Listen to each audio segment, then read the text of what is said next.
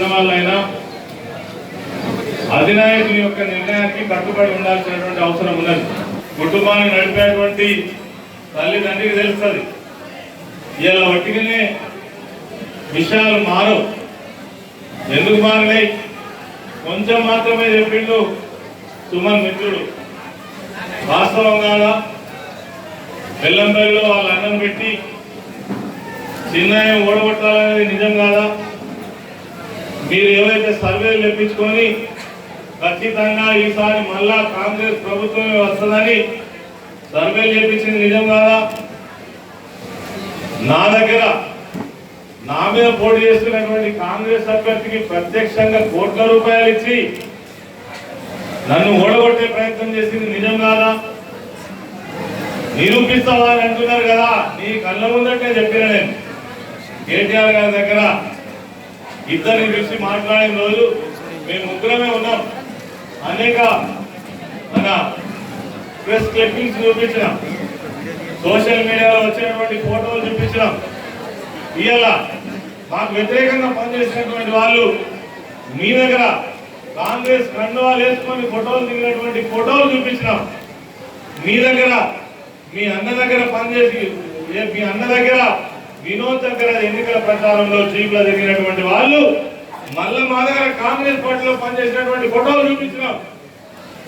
మీరు ఎక్కడెక్కడ ఎవరెవరికి ఎన్ని డబ్బులు ఇచ్చిండ్రో, ఎంతమందికి ఫోన్ చేసిండ్రో మా నియోజకవర్గంలో ఏ మనిషిని అడిగినా చెప్తాడు, ఏ కార్యకర్తను అడిగినా చెప్తాడు.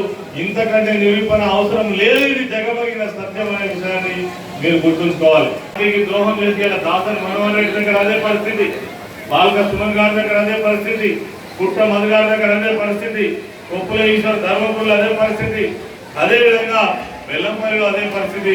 దివాకర్ రావు గారిని అడిగితే కూడా ఆయన ఉంటే గ్రూపులు చేస్తాడు సార్. ఆయన మన పార్టీ కాదు సార్, ఆయన సొంత పార్టీ ఉంటుంది సార్. ఒకటి వాళ్ళ కార్యకర్తలు మన టీఆర్ఎస్ పార్టీ కార్యక్రమాలకు రారు, వివేక్ కార్యక్రమాలకు మాత్రమే వస్తారు.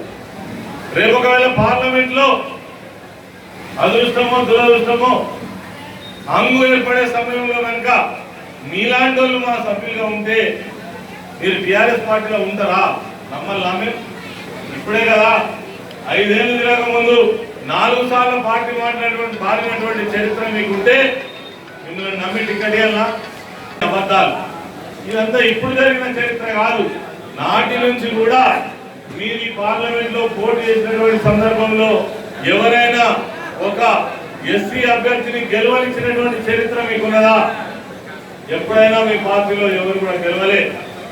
ఆనాడు రాష్ట్రంలో కేంద్రంలో కాంగ్రెస్ పార్టీ బలమైన శక్తి ఉన్ననాడు కూడా అదే పరిస్థితి కొనసాగింది.